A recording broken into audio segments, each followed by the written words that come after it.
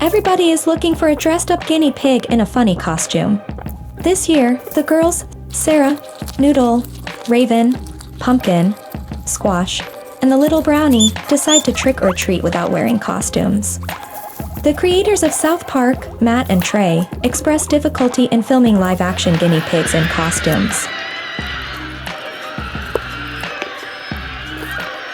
There's Shelly with the Guinness Rex in the background. Give a little peace out, Shelly. Oh, I know. This is because their defense mechanism will freeze their whole body and they will move very little while wearing a costume. But don't worry, this year the girls received a nice bundle of treats, and they were so happy.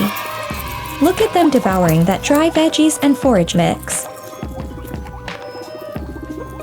Happy Halloween to all the little piggies, and if you are going to dress up your guinea pigs for cute pictures, please don't leave them in the costume for too long. Undress them afterwards to keep them safe.